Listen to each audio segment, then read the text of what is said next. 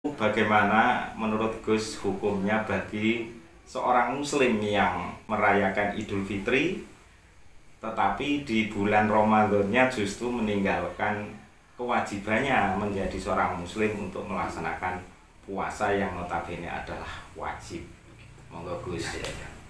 Terima kasih Mas.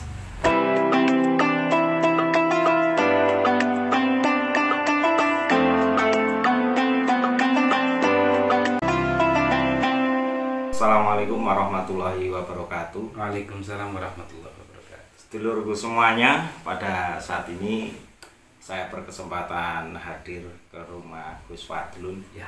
untuk yang pertama silaturahim, yang kedua ini kita masih hangat membicarakan tentang Idul Fitri. Yes. Jadi tidak dipungkiri bahwa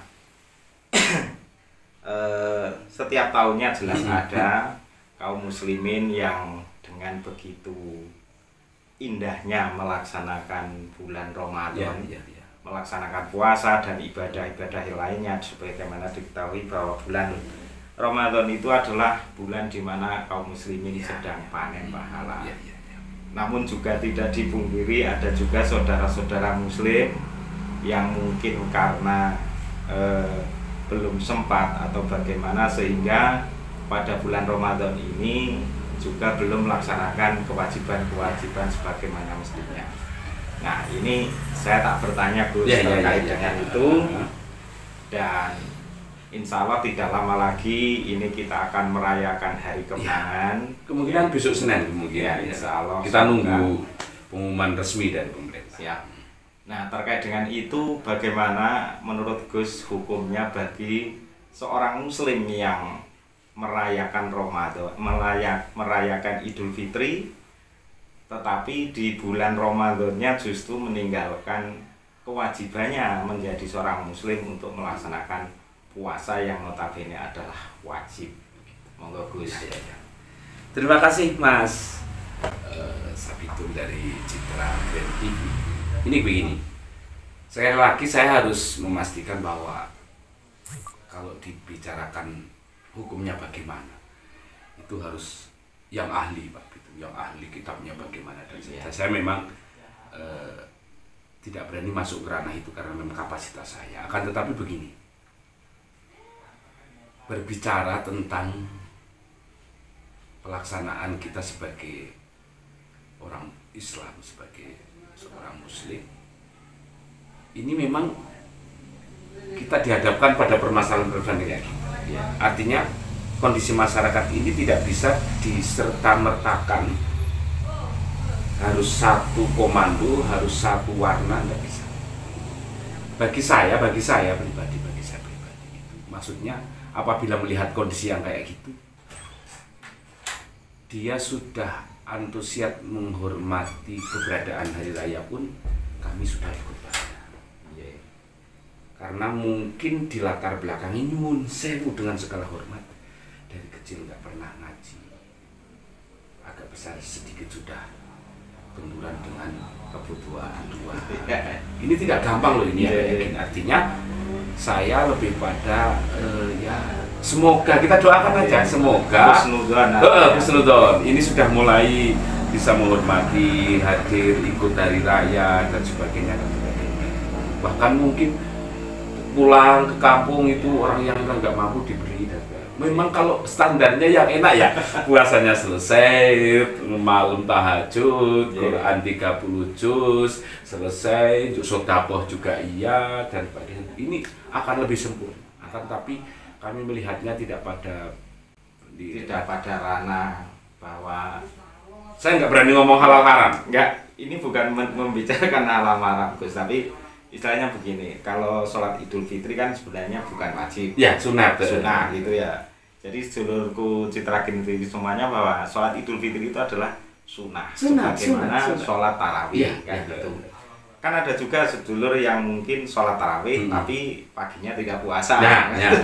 Nah, ini kan kebalikannya juga. Tidak pernah sholat duhur asar tapi Jumatan. Ini banyak banget. Maka dari itu, ini salah satu fakta mungkin Pak. Dia itu belum bisa memaknai seperti orang yang memang tahu. Nggih. Bahwa ini hari raya itu kesunatan, bahkan dia nggak sholat nggak popo. Nggih. Karena dia memang tahu ilmunya dan tahu kapasitasnya. Ini kalau sunat, kalau hari raya itu sunatnya nilainya begini, kalau tarawih sunatnya begini, kalau badiat al isak pahalanya begini. Kan dia orang alim yang tahu. Nah, bagi masyarakat umum yang tadi saya katakan itu, nyun sewu dengan segala hormat tidak punya kesempatan ngaji, tidak punya kesempatan berguru yang baik, sampai agak besar benturan dengan ekonomi keluarga dan sebagainya.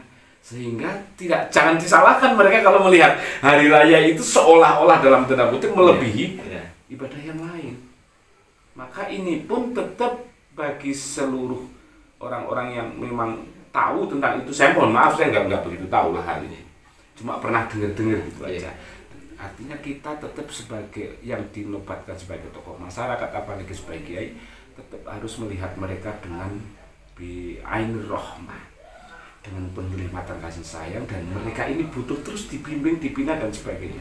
Artinya dilihat dari beberapa sisi, jangan negatif aja. Jangan dari satu sisi gitu. Kalau dilihat dari satu sisi dia akan terpojok dan sebagainya. Jadi maka dari itu saya sering lebih pada ingin melakukan hal-hal yang kayak gitu. Jangan selalu disalah-salahkan, jangan selalu di-justice bahwa dia nggak sah dan sebagainya. Ya udahlah, semampunya kita bina, kita bimbing. Yo hari raya, walaupun mungkin ya kita nggak tahu kan ya apa itu jajannya 5 waktu iya apa tidak, Ramadan itu puasa atau tidak. Tidaknya dia melaksanakan 5 sholat, alasannya apa kita juga belum tahu persis. Tidaknya dia tidak melakukan puasa Ramadan pun, dia juga alasannya apa enggak ngerti. Karena berangkat dari awal tidak pernah ketemu, tidak pernah punya kesempatan, sehingga memaknai ini semua. Yang penting hari raya pulang kampung, kemudian di satu itu banyak hikmah, ketemu keluarga dan sebagainya kan. Artinya bahwa terkait dengan meninggalkan wajib dan melaksanakan sunnah itu bagian dari amalan mereka sendiri-sendiri. Itu tugas kita kalau kita tugas kiai itu yang itu kiai memberikan pencerahan dan sebagainya. Artinya masih di bawah masih banyak yang harus dibina dan sebagainya. Maka dari itu saya pesan betul pada teman-teman semua yang memang merasa masih kurang tentang masalah ibadah. Seperti saya masih kurang. Ini harus hati-hati betul mengambil guru, mengambil rujukan dan sebagainya. Nanti salah-salah malah pulang-pulang menyalah-nyalahkan orang kampung karena salah guru dan sebagainya. Itu ya kesimpulan saya. Mari kita rayakan hari raya.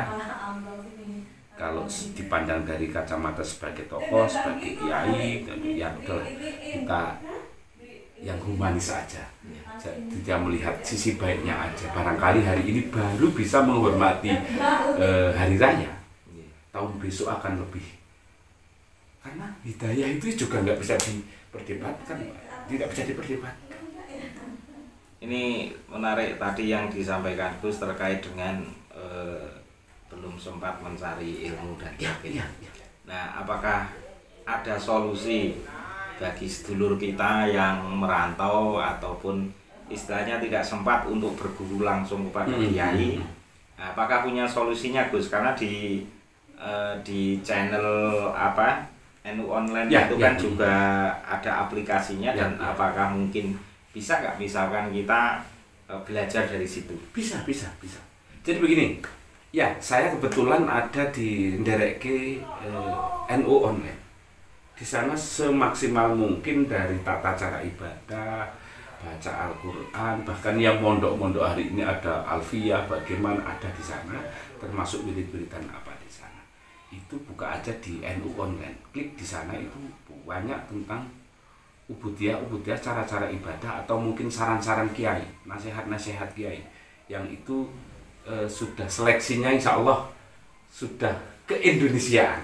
Artinya bukan kiai-kiai yang di situ yang ada adalah kiai-kiai yang menyadari betul bahwa keberadaan kemajmuan Indonesia ini harus dipatwatkan model-modelnya gitu. Artinya yang terbaru hari ini kan ada itu yang Gus Baha dan itu banyak lah. Tapi memang saya saran betul kepada teman-teman untuk kalau klik ke YouTube yo yang hati-hati, syukur bisa tahu persis ini siapa dan siapa, karena itu bukan berarti sesuatu yang sudah dilakukan oleh orang-orang dulu dikoreksi oleh orang-orang sekarang yang kapasitas keilmuannya wallahu alam saya nggak ngerti, tapi kok tiba-tiba menjadi beda dengan ini kan gitu, tidak menjadi beda. Kenapa selevel ulama-ulama salafis soleh dulu, Mbah Hasim dan sebagainya, yang kok tidak begitu?